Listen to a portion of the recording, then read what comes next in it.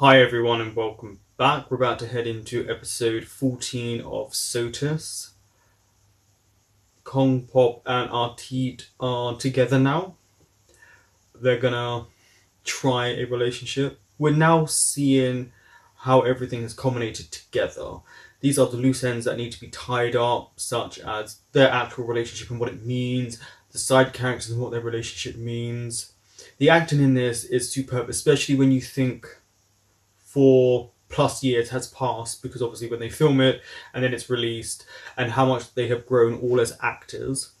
and also how much the BL world has grown in terms of what they present. Even though this is more on the innocent side of things, it still resonates to this day. รายการต่อไปนี้เหมาะสำหรับผู้ชมที่มีอายุ 18 ปีขึ้นไปอาจมีภาพเสียงหรือเนื้อหาที่ไม่เหมาะสมด้านพฤติกรรมความรุนแรงเพศและการใช้ภาษาที่ต้องใช้วิจารณญาณในการรับชมผู้ชมที่มีอายุน้อยกว่า 18 ปีควรได้รับคำแนะนำ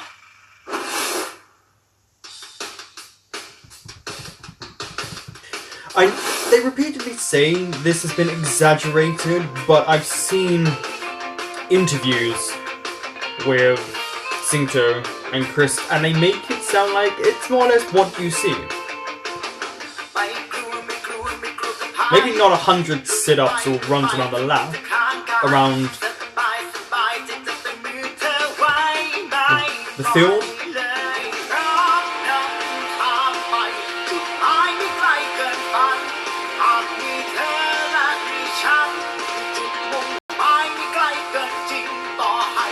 Actually, looking at this, I can see, especially off, how much older they're looking, but in a good way.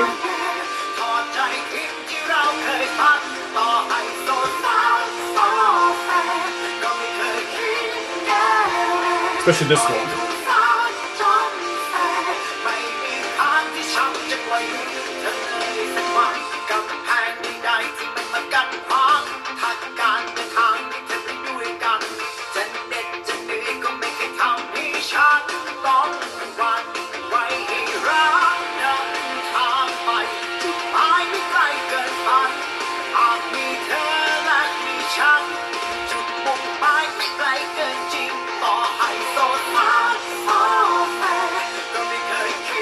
I can actually remember how much I liked this show that I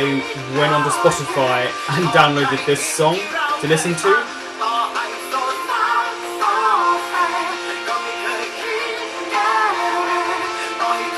And I didn't understand a single word. I understand Korean a lot better than this.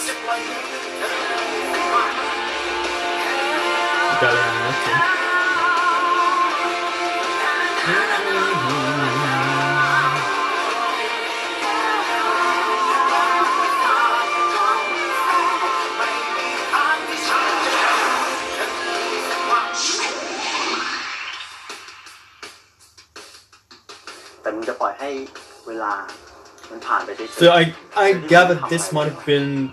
the pep talk that he needed. Because he likes you.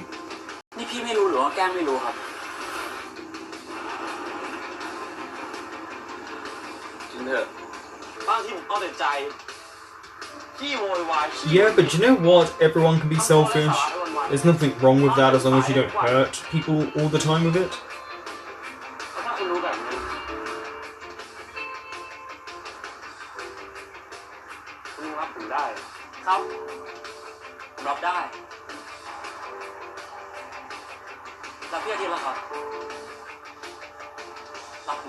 I think he's willing to try. The kiss here isn't great, but you can tell Singto can kiss.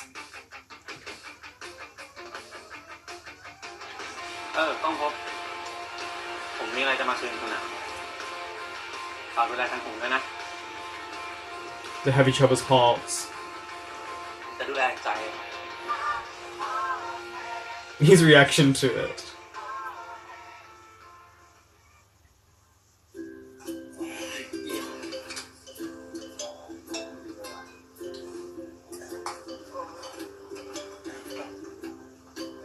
They look so afraid.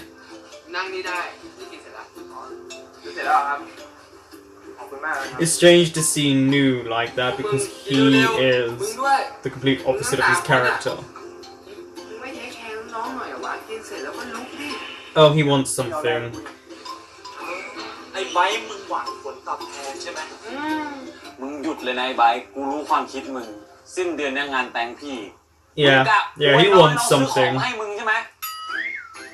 พวกมึงทำกูเสียแผนหมดเลย Because you're really obvious. โอ้เอ้ยน้องแอมครับพี่ไบร์ทช็อกโกแลต2 กล่องแล้วถ้าหาพิกัดไม่เจอโทรหาพี่โอเคลูกไป Okay. Is this a tradition just in Thailand? Or do other places do this? I know in the UK we don't have this senior junior respect that Asian countries tend to have, which I think they should. I mean, Irish people, I'm half Irish, so we do have that, as in you really have to respect your elders, otherwise you get in a lot of trouble. But we don't have in the UK this present thank you gift at the end. We're just very sarcastic people, so I don't even know how we would respond to someone asking for that. I love learning about cultures and the different aspects of it. So this has always intrigued me, and I've never actually looked it up, which I should have, but someone will explain it to me.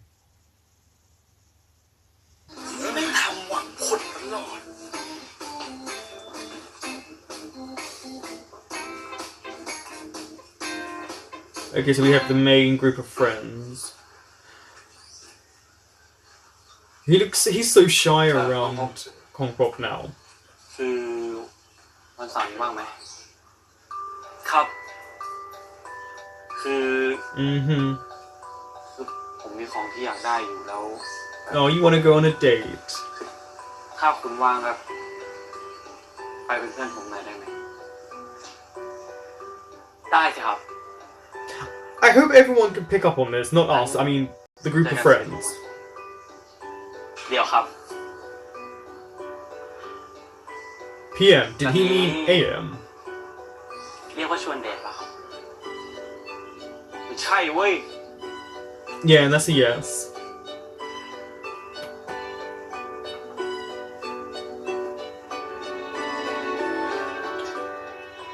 Mention it, friends.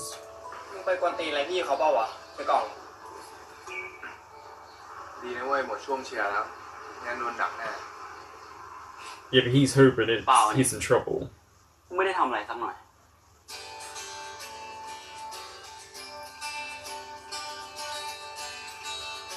Honestly, though,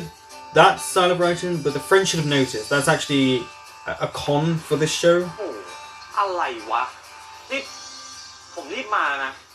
And he still beat you. ผมก็เพิ่งมาถึงเหมือนกันครับว่าแต่เพื่อที่จะซื้ออะไรเหรอครับ I like how Kong Pop has made himself up, and as Artit has just relaxed and he's very himself in a t-shirt and jeans.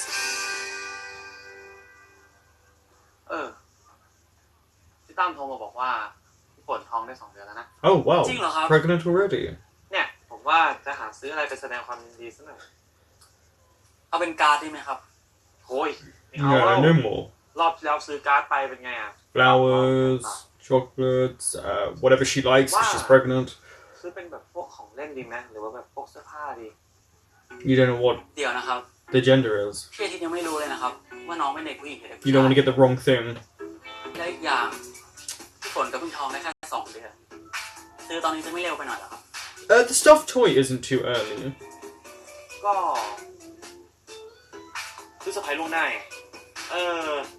เราก็ไม่ต้องซื้ออะไรที่มันแบบเฉพาะเพศดิเราก็ซื้ออะไรกลางๆที่แบบว่าผู้หญิงผู้ชายใส่ได้เหมือนกัน That's true. And what is gender neutral to you? คุณเองก็มีหลานไม่ใช่เหรอแนะนำดิหลานผมเป็นเด็กผู้หญิงครับ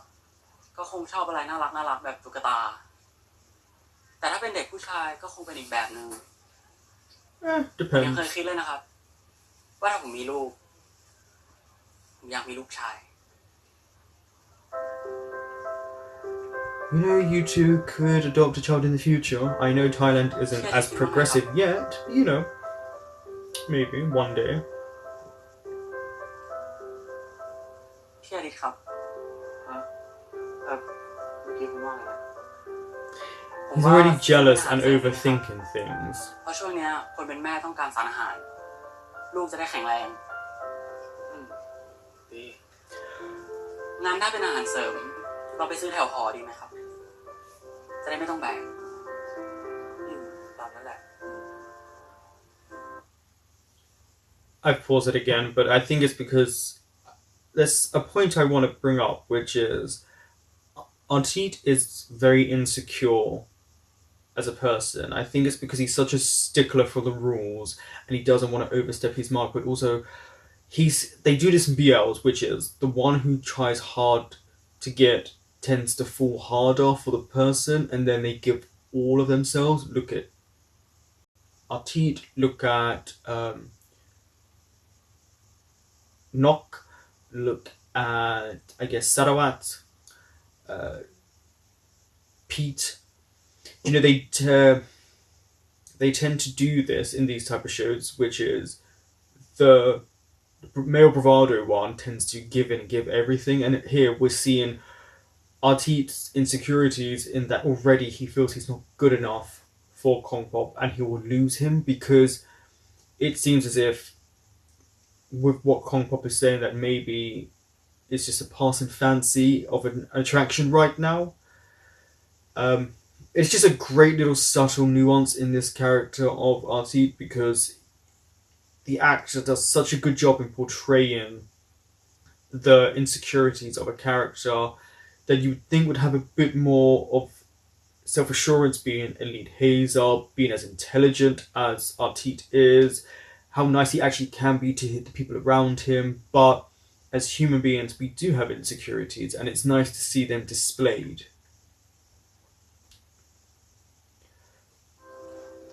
ไหนๆก็มีเวลาไปดูหนังกันไหมครับน่าจะยังพอมีรอบอยู่ See, this is a date. ก้องพบไอ้สายสิญจน์ที่ผมปลูกให้เนี่ยเอามันทิ้งไปเถอะมันเนี่ยดูดิ Why should he ด though? ำสกปรกเหมือนว่า If it means something to him. ที่อาทิตย์อุตส่าห์ปลูกให้ผมอยากใส่ต่อครับ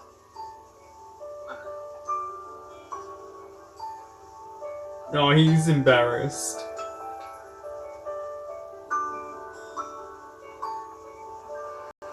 ที่อาทิตย์อยากดูเรื่องไหนเป็นพิเศษหรือเปล่า ไม่มีอ่ะคุณเลิกเลย งั้นเดี๋ยวพี่อาทิตย์ลองในแป๊บนึงนะครับ เฮ้ยเดี๋ยวก้องพบเอาตังค์ไปเลย ไม่เป็นไรครับผมเลี้ยง ไม่เอาจะมาเลี้ยงได้ไงล่ะ ให้ผมเลี้ยงนะครับ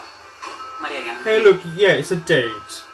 He could pay this time, you could pay the next time. And he didn't say no to the date part. Just want to point that out. พี่นิดสวัสดีค่ะ อ้าวแพ้มาดูหนังเหรอ ใช่ต้องมาดูหนังกับเพื่อนอะแล้วก็มาดูหนัง She's เหร also อ on a date. เรามาดูเรื่องนี้ เฮ้ยเรื่องเดียวกันเลยอะโหยเรานะกะจะดูเรื่องเนี้ยตั้งแต่เข้าโรงแรกๆเลยอะคือเราอะนะชอบนางเอกมาก Don't be jealous. They're just friends. They both do not เพราะว่า like ตา each เขามีพลัง other. อะเสือลมได้ชัดมากเลย เนาะเนาะ Especially Prey. แล้วเรื่องนี้นะในผู้กำกับดีด้วยอะแพรว่ามันต้องสนุกมากแน่ๆเลย อ้าวแพ้ตามเพิ่มกับคนนี้เหมือนกันเหรอเราก็ตามเขามานานนะยิ่งเรื่องไหนเขากำกับนะเราต้องตามดูที่โรงแล้วคอยเก็บแผ่นเขาตลอดเลย โอ้ยจริงอะโอ้ยแพรว่าแพรก็ตามเขาทุกเรื่องนะ แต่ว่าก็อาจจะมีพลาดบ้างอะแหละ ไว้เรื่องไหนที่แพรพลาดเนี่ยขอยืมแผ่นของกล้องนะ ได้เลยยินดีครับ I will say กล้องคนเดียวหนัง this. คนเดียวเหรอ The dialogue in this moment, you can tell ป้า the writer didn't know what to do. บังเอิญเจอกัน อ๋ออย่างนี้นี่เองโลกกลมจังเลยนะคะ เดี๋ยวแพรขอตัวก่อนนะ เพื่อนแพรรออยู่ Oh, อะ Artit. ไปละกล้องไว้เจอกันพี่ทิศสวัสดีค่ะบ๊ายบาย And here, look down. The swallow. All actors have a mechanism to make the scenes work. แพทย์ไทยดินน่ารักมาก น่ารักสิครับเป็นถึงดาวมหาลัยเลยนะครับ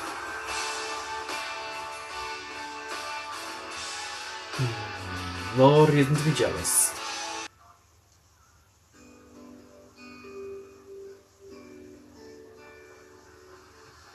หนังเป็นไงบ้างครับสนุกไหม ก็ดี Why don't you just enjoy the time you have with Kong Pop? You don't know what the future holds. Enjoy these moments instead of wallowing งั้นเดี๋ยวไปกินก๋วย in เตี๋ยว self-doubt. He obviously likes you.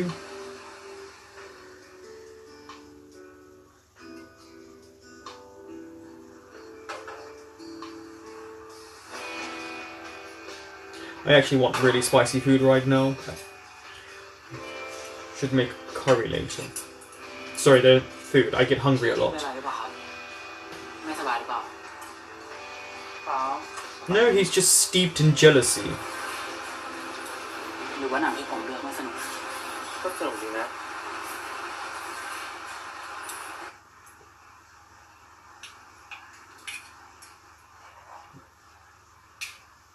ของงบ ครับ คุณว่าแพรไพรินน่ารักมาก น่ารักสิครับ เป็นถึงดาวมหาลัยเลยนะครับ She is pretty. Or cute.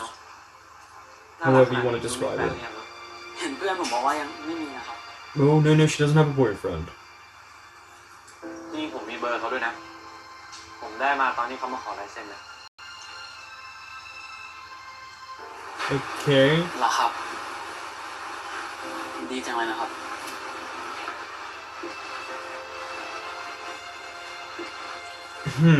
Okay. I feel like you were just trying to make Kong Pop jealous there. พี่อาทิตย์อยากไปไหนต่อหรือเปล่าครับ ไม่แล้วล่ะ งั้นกลับเลยนะครับ Oh, Teed.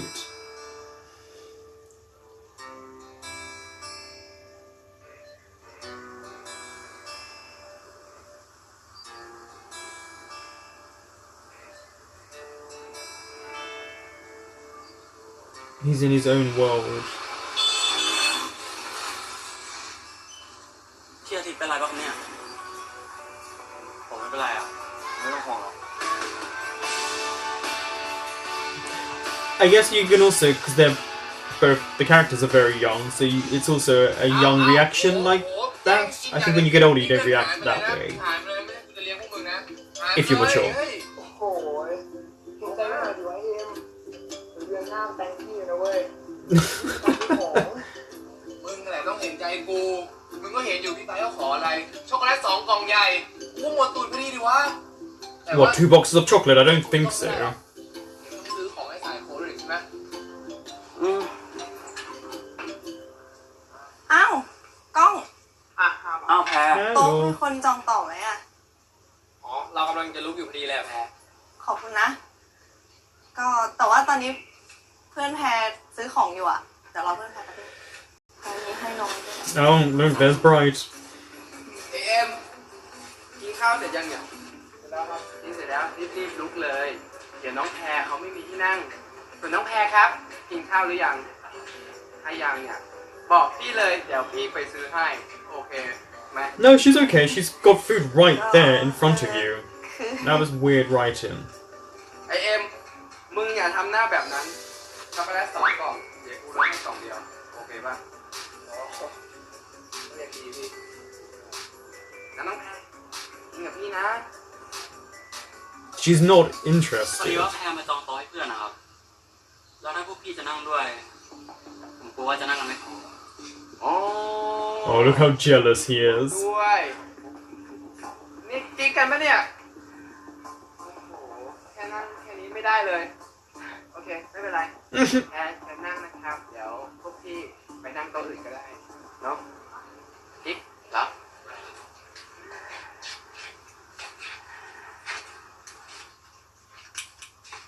พี่อาทิตย์ครับ จับ There's no need to talk to him like that. ของอะไรที่ทำมาการหล่นผมแค่จะเก็บให้ What happened to the sound? That just dipped really badly. No, it was really weird. He didn't need to talk to him like that. พี่อาทิตย์เขาเป็นอะไรอ่ะทำไมจะต้องดุขนาดนี้ด้วย นั่นดิดูซะกูกลัวเลย Everything scares you อะไร out. ที่มึงไม่กรองไว้เอง มึงไง That was the real new there.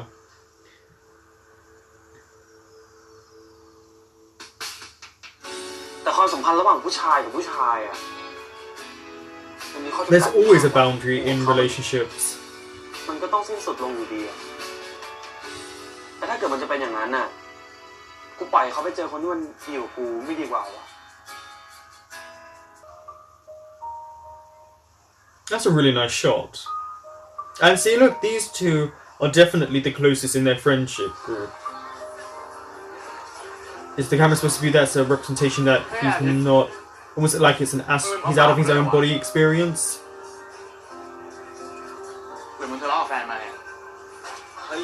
กูยังไม่มีแฟน Not girlfriend. ไม่มีอะไรหรอกมึงกูแค่ปวดหัวนิดหน่อย Okay, it is. Okay, they're doing something very smart. Okay. Okay, this is the first time I've ever noticed this. They're doing something very smart here, which is every time it pans to just a close-up of Artit, it feels as if he's not in his own body. If you look at the surrounding parts of him, the movement of the camera kind of sways, and it's almost as if an out-of-body experience. I don't know if any of you have ever had that, where you almost feel like you're not in your own body and the world around you feels as if it's moving very slow, sluggish, and almost in a whirl. And that's what they just did there. Never noticed that before. That's actually very smart to tell us how Artit is feeling, that he's just completely in his own world and has no understanding of everything around him right now because he's too deep in thought.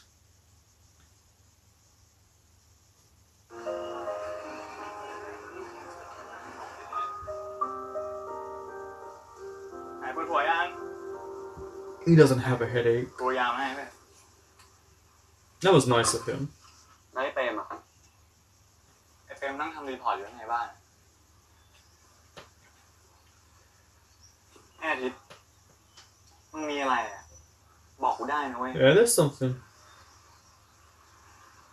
And I like his head down. He looks so much better with his hair like this. อย่าขำกูนะเว้ย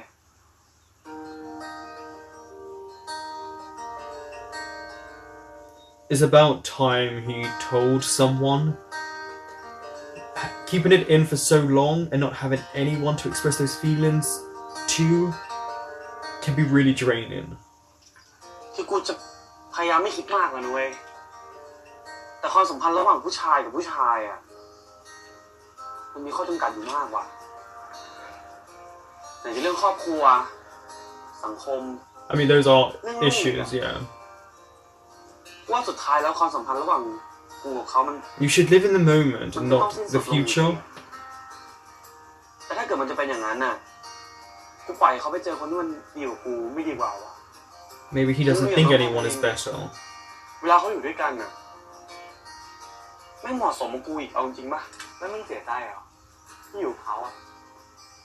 ไม่ใช่เว้ยกูกลัวเขาเสียใจที่อยู่กับกูต่างหาก Oh, I'll แล้วมึงถามเขาหรือ see. ยังสรุปคือมึงยังไม่ได้ถามต้องเป็นหมอดูเหรอถึงรู้ใจเขาไปหมดอะรู้ว่า Sure, you should ask him.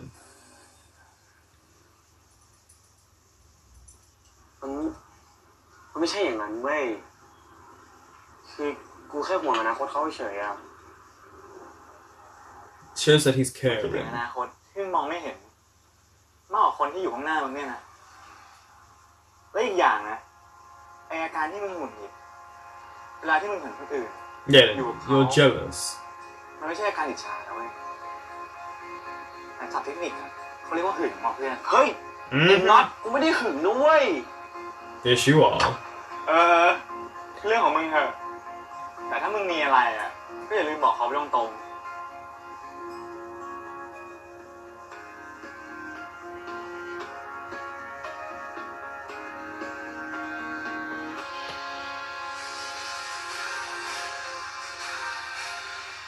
It's also nice to see all of the characters, including the minor characters, come together. แล้ว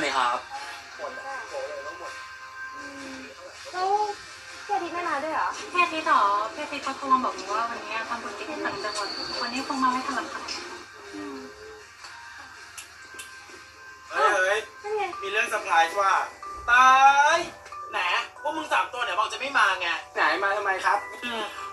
ไอ้กูว่าจะไม่มาแหลกกว่าเสร็จงานอาทิตย์แม่งเล่นยิกๆเลย โอ้โหนี่มึงอยากได้ขนมน้องมึงงกขนาดนี้เลยเหรอฮะเดี๋ยวนี้ เงียบเลยตุ๊ดกูมาเพราะกูจะเอาของฝากมาให้สายโคกู I'm hoping that was just the subtitles, but that little homophobic slur. They've done this a lot in this show.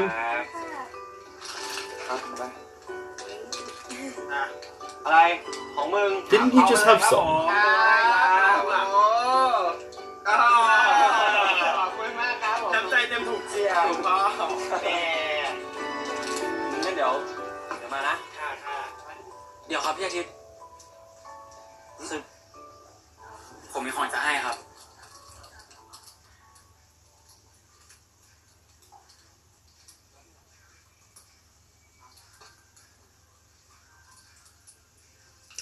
It's going to be something heartfelt because it's Kong Bob.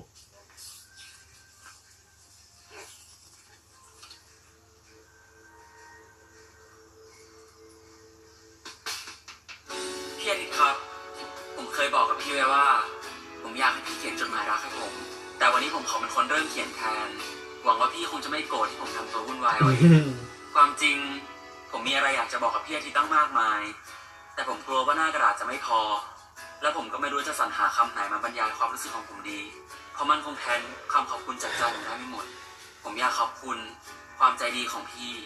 ที่คอยดูแลอะไรตั้งมากมายเพื่อผมอยากขอบคุณรอยยิ้มเสียงหัวเราะของพี่ที่มันช่วยเปลี่ยนวันธรรมดาของผมให้เป็นวันพิเศษ และผมอยากขอบคุณที่พี่อาทิตย์อนุญาตให้ผมรัก ทุกครั้งที่อยู่ใกล้กันพี่อาทิตย์รู้ไหมครับว่าผมมีความสุขมากแค่ไหน He knows ผ now. มอาจทำตัวงี่เง่า You're not stupid. ดื้อเอาแต่ใจจนพี่เหนื่อยกับผม ดังนั้นผมจะไม่ขอร้องให้พี่ต้องรักผมเหมือนกัน แต่ไม่ว่าอะไรจะเปลี่ยนแปลงไปสำหรับผมสิ่งเดียวที่ผมให้ความสำคัญที่สุด I'm watching Gun in the background. ที่เป็นดวงตะวันดวงเดียวของผม และผมสัญญา Don't ว่าจะเป็น smile. อย่างนั้นตลอดไปครับ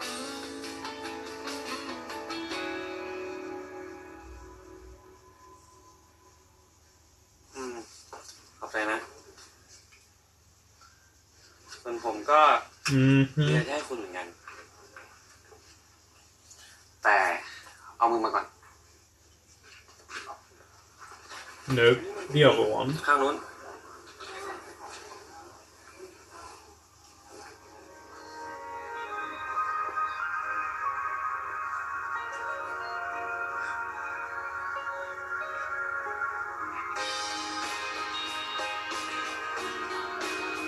Because he knows it means something special to him.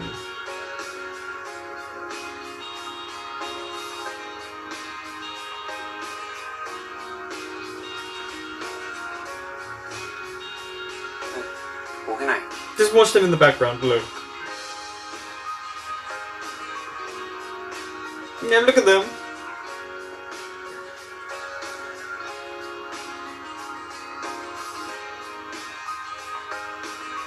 Ừ,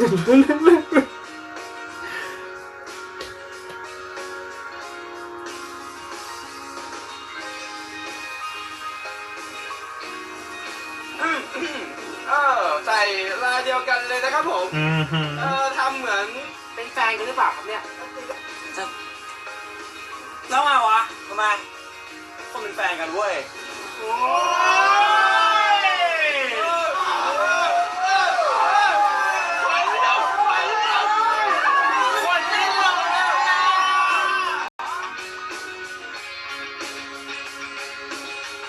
Also, I just noticed Bright was technically very close to his ex-girlfriend.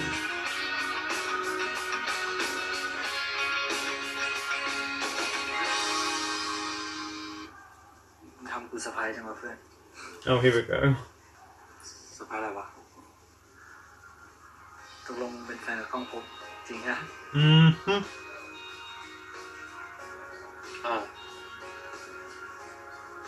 You should never be afraid to tell your friends.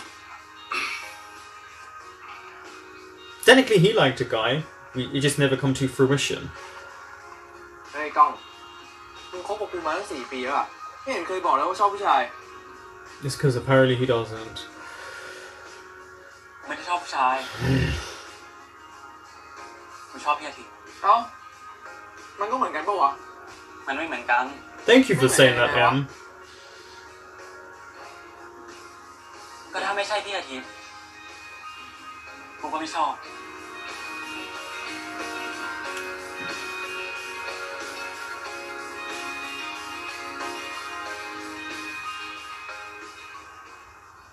ก้องพบคุณยังจำเรื่องที่ผมต้องขออะไรคุณยังได้ไหม Right. จำได้ครับพี่อาทิตย์จะขออะไรอะครับ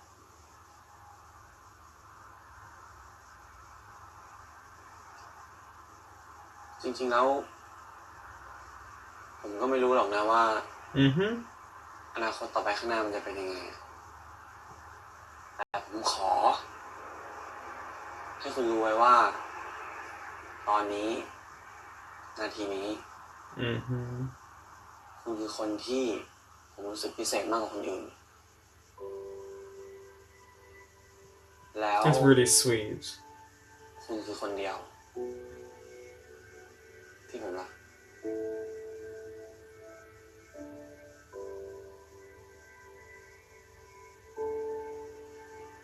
ผมรู้ครับ So they're admission to love อยากให้ already. พี่อาทิตย์รู้ไว้นะครับว่าตอนนี้พี่อาทิตย์คือคนเดียวที่ผมรัก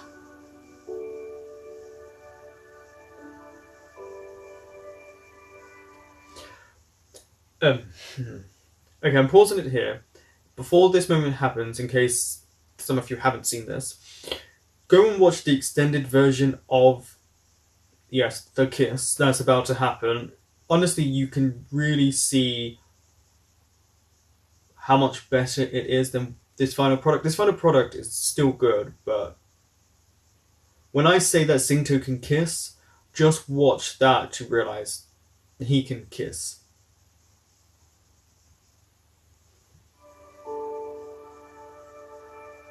And here it comes.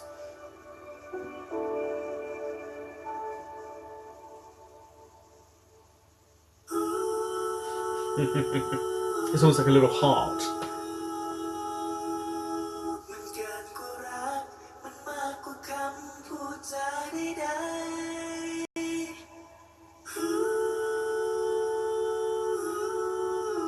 ๆ Yeah, the extended version you really need to see. เป็นความรักที่ไม่ต้องการคำพูดใด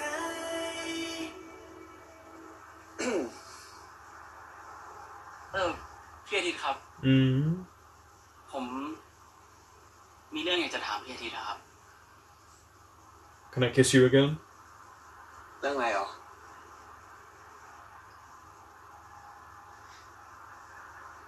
พี่อาทิตย์ชอบแพรเหรอครับ ฮะ แพ้นะเปล่าผมไม่ได้ชอบ คุณนั่นแหละ ชอบแพ้ไพลินเนี่ยเหรอ ผมจะชอบเขาได้ยังไงอะครับ ก็ในเมื่อผมรู้อยู่แล้วอะ Oh, now you admit she likes women? ฮะ แพ้ไพลินน่ะนะ Mm-hmm. ใช่ครับ ก็แพรเขาบอกผมตั้งแต่ตอนไปทะเลอะครับ I guess he doesn't want to keep any secrets from him. แล้วทำไมคุณไม่รีบบอกผมอ่ะ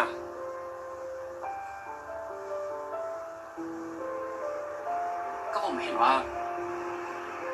มันไม่ใช่เรื่องสาระสำคัญอะไรนะครับ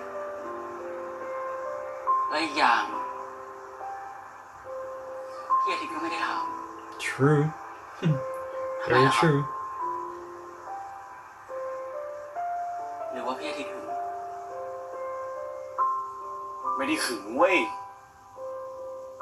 Mm.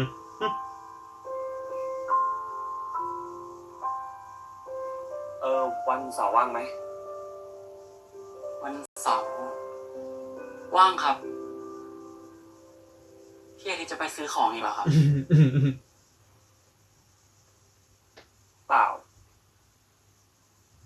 จะชวนไปเดทอะ There we go.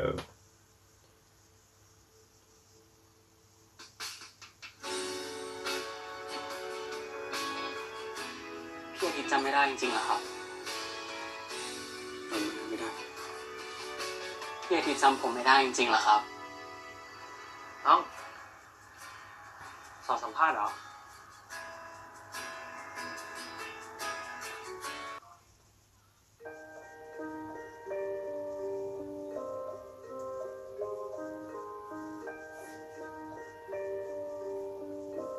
Yeah, Kongwop is very organized.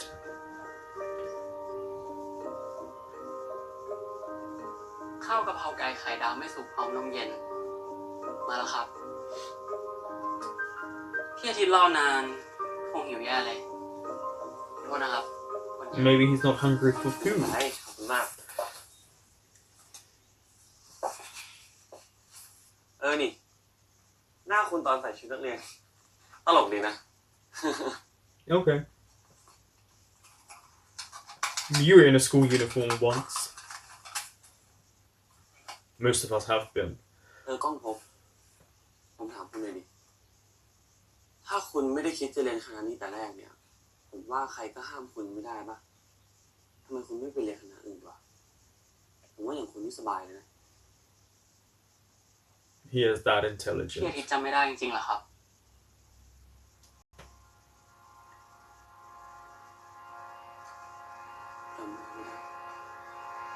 พี่อาทิตย์จำผมไม่ได้จริงๆเหรอครับ No, obviously he doesn't remember you, and you know that.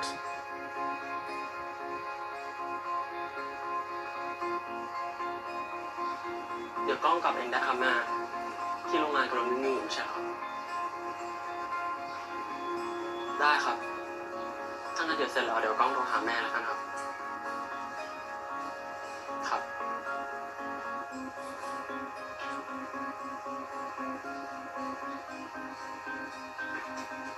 See, I never actually went to my university to check it out. Even though I know a lot of my friends went to theirs to check theirs out. The chicken dance, right?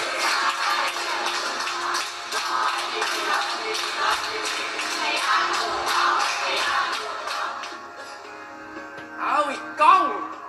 เอาเอมว่าไง ในที่นี่ด้วยเหรอวะ เออ โอ้โห เฮ้ยแต่ไอ้เต้มัน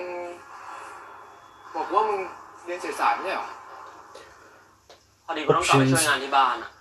เรียนวิทย์วาน่าจะโอเคกว่า อ๋อ เฮ้ย แต่มึงคิดดูดีๆนะเว้ย เรียนอะไรที่มึงไม่ชอบตั้ง4 ปีมันนานนะเว้ย Yeah, you don't. That's. ยังไงลองคุยกับ I've แม่ known ดู people แม่ to do that. ยังไงก็แต่คนนะเว้ย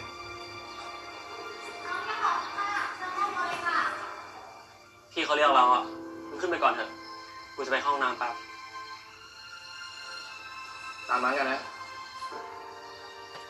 Do you not have? Do they not have a set time that they're supposed to have their interviews at?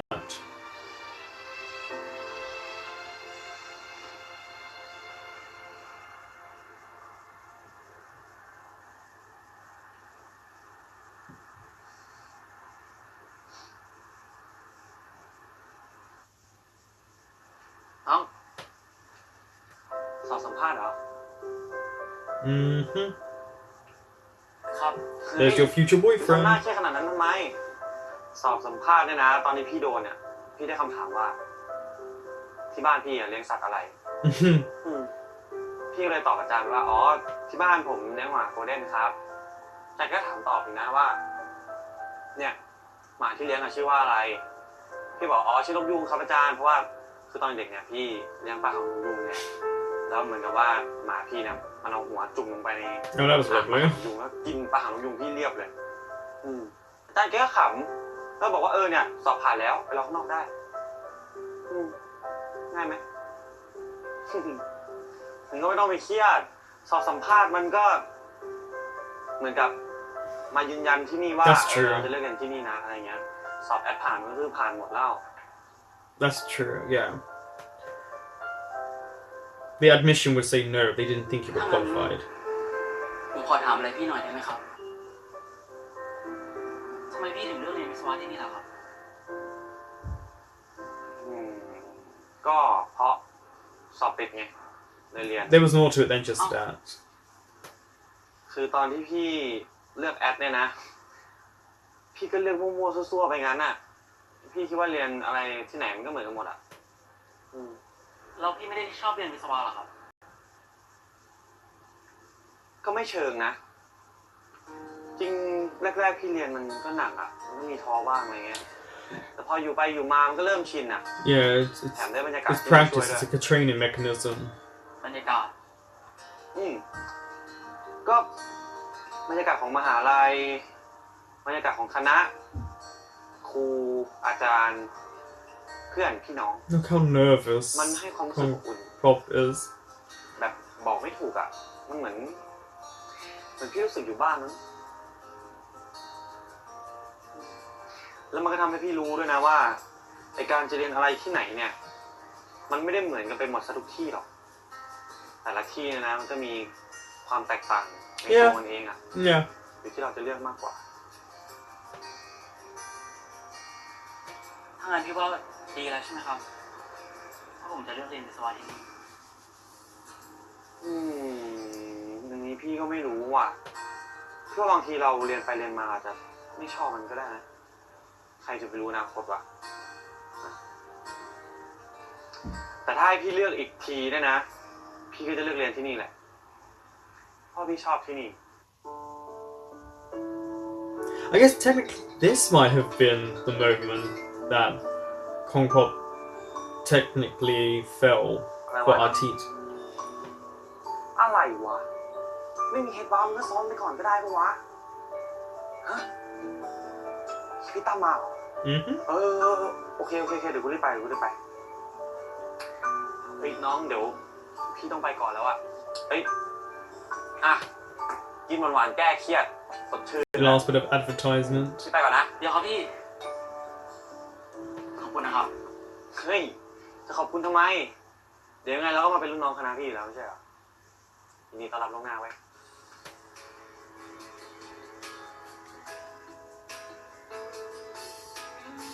Yeah, I definitely think this was the moment that he had stirrings of feelings for him.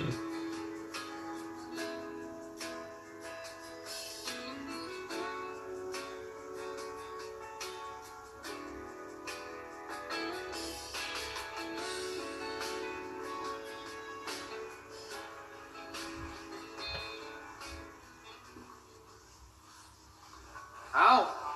Con หายไปไหนมาตั้งนานวะจะถึงเลขที่อย่างเงี้ยแล้วเนี่ย Oh, so they do have numbers. ว่ามึงหนีกลับบ้านไปซะแล้ว กูไม่หนีหรอกตัดสินใจจะเรียนวิศวะที่นี่แล้ว ทำไมวะ ก็กูคิดว่าสักวันกูคงชอบที่เนี่ย ดีแล้วเว้ย And there you have it. ผมจำได้พี่ชอบไข่ดาวไม่สุก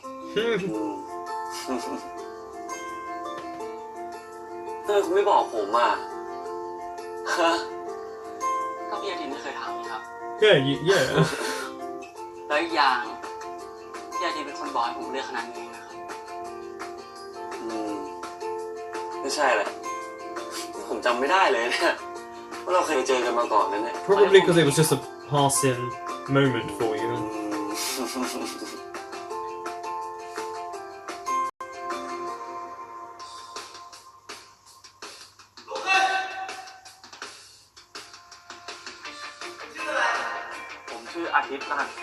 So we're looking back at how he became a hazer and his life before that.